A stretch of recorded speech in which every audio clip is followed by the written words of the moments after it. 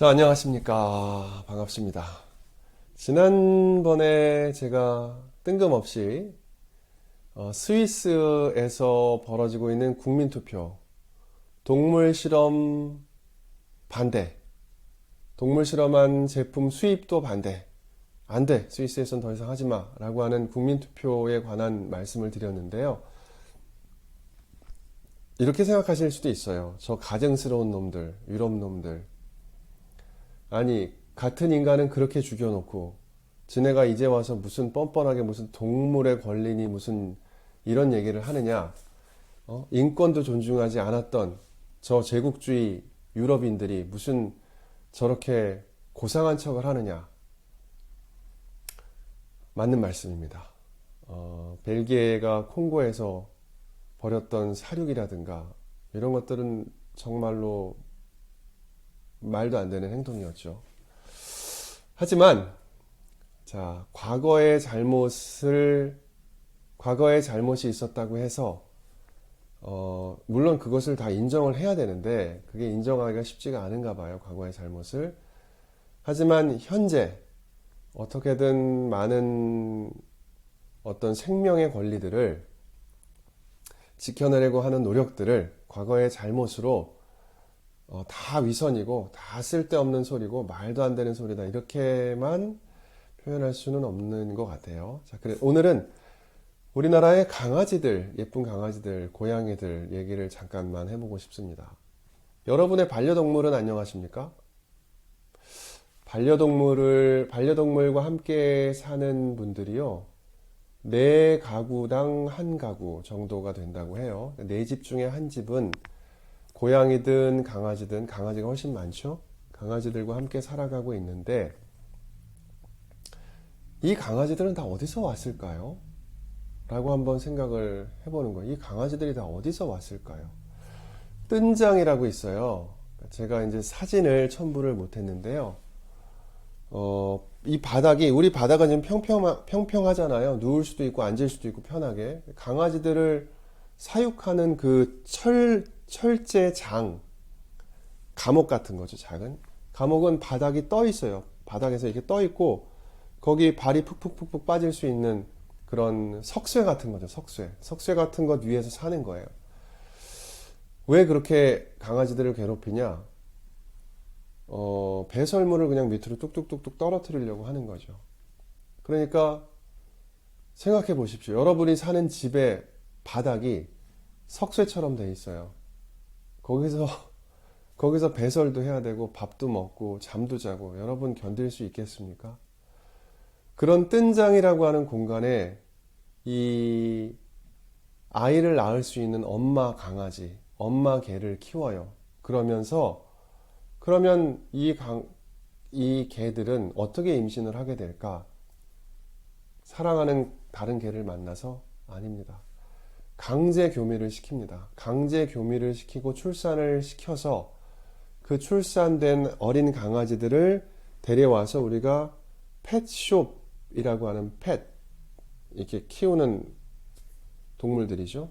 그것을 파는 가게에서 우리들에게 오게 되는 건데, 우리나라의 교미장이라고 불리우는, 강제로 교미를 시키는 거죠. 교미장이라고 불리우는 곳이 3,000곳 이상이 있다고 하고요. 이 반려동물들의 엄마들은 발정 유도제라고 하는 것을 맞게 돼요. 억지로 발정을 시키는 거예요. 굉장히 잔인하죠. 그렇게 해서 이제 태어난 강아지들이 어디로 가느냐? 20만 사람의 비율로 해서 명이라고 한번 해볼까요? 20만 명의 강아지와 3만 명의 고양이가 매년 태어나는데, 이 아이들의 10%는, 그러니까 2만 5천 명 정도는 경매를 하거든요. 애들 이렇게 층층이 쭉 박스 같은 데다 쌓아놓고, 뭐 요건 얼마, 요건 얼마 이렇게 하는 거죠. 2달이 되지 않았을 때, 2달이 지나면 안 예뻐서 안 사간대요. 2달이 되지 않았을 때 엄마랑 완전히 떨어져서 박스에 넣어놓고 경매를 하는데 그 중에 10분의 1은 이미 죽습니다. 경매 중에 스트레스로. 그 다음에 안 예쁜 애들, 안 사가는 애들은 어디로 가냐? 식용으로 팔립니다. 예쁜 강아지를 파는 가게에 진열되어 있는 강아지의 80%는 다 이 뜬장과 발정 유도제를 맞는 강제 교미를 시켜서 얻은 공장 출신의 아이들입니다. 그리고 그 아이들이 경매장에 가서 지금 여러분의 가정까지 가게 된 거죠. 이 강아지들은요, 다양하지가 않아요, 품종이. 만약에 제가 태어날 때 우리 엄마가 아니죠. 우리 엄마에게서 저를 사갈 사람이 머리는 노란색으로 해주시고요. 눈은 3cm로 해주시고, 코는 약간 뭉툭하게 하고, 입은 축 처지게 해가지고 약간 귀엽게 해주세요. 라고 했다고 한번 생각을 해보세요. 그건 너무하지 않습니까? 그런데, 취향에 맞는 패션 아이템처럼 유행을 해요. 강아지가 유행을 하는데, 마르티즈가 가장 많이 팔리는 강아지 종인데 얘네들을 계속 품종 개량을 합니다. 더 조그맣고 귀엽게 아이 귀여워 이렇게 만드는 거죠. 그런데 이 강아지들은 무리하게 더 작게 귀엽게 만들어지기 때문에 관절이나 이런 것들이 굉장히 약하다고 해요. 점점 더 사실은 허약한 종으로 만들고 있는 거예요. 강제로. 완전히 사람에게 의존할 수밖에 없는 독립된 주체로 살지 못하는 종으로 만드는 거죠. 그것도 온갖 성형수술까지 다 해요. 꼬리를 자른다, 뭐 귀를 예쁘게 한다, 뭐 목소리를 못 내게, 심지어는 목소리를 못 내게 한다. 이렇게 해서 우리가 반려견, 내 삶에 위안을 주는 강아지들과 고양이들과 함께 살고 있는데, 자, 일단 제가 강아지를 만나게 되는 과정 자체가 너무 잔인하죠. 자, 그 다음에 이제 이 아이들이 계속 행복하게 잘 사느냐? 아니에요. 지금 30% 가까이 27.7% 정도가 함께 반려동물들과 함께 살고 있는데 2020년에 버려진 강아지가 13만 마리 이상입니다. 이 13만 마리는 어떻게 되느냐? 운이 엄청 좋으면 입양이 되고요. 아니면 동물보호시설에서 죽게 되죠. 어떻게 죽는가? 병사라고 하지만 사실은 방치하는 겁니다. 죽게 그냥 가만히 두는 겁니다. 아파도 치료해주지 않고 그냥 두는 거예요. 그러면 죽기도 하고요. 포획하는 과정에서 사살되기도 하고, 혹은 재정적인 그 동물들을 먹이도 줘야 되고 치료도 해줘야 되고 재정이 들잖아요. 돈이 없다는 이유로 안락사를 시키기도 합니다. 이렇게 이제 강아지와 고양이들이 죽어가는 거죠. 그리고 여전히 그 펫숍에는 강아지와 고양이를 파는 가게에는 예쁘고 어린 아이들, 성형도 됐고 성형을 시키는 거죠. 나중에 허약한 관절에 불쌍하게 이렇게 있는 아이들 우리는 아우 귀엽다라고 하면서 데려가는 거죠.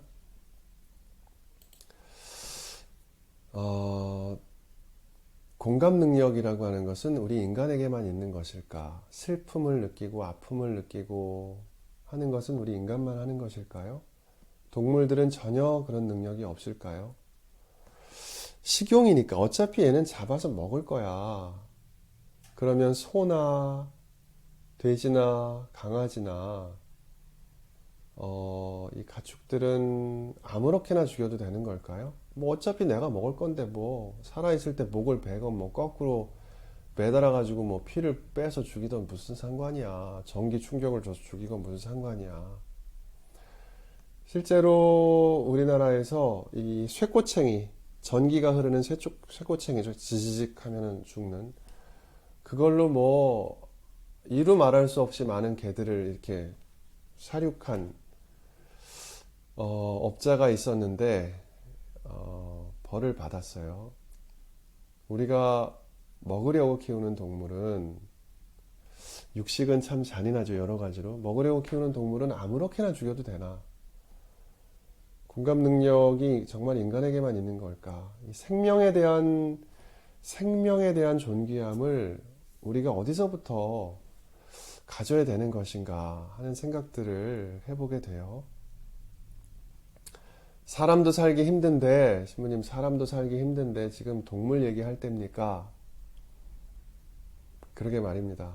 저는 동물 얘기도 하고 동물을 보호하려고 한번 생각을 해보는 사람이 우리 주변에 있는 어려운 이웃들을 돌보는 일에도 더 적극적이고 더 마음이 가지 않을까 하는 저는 생각을 해요. 동물도 돌보지 않고 소수자도 신경 쓰지 않는 사람이 내 이웃과 다른 사람에겐 정말 더 호의적이고 더 선하게 대할까요?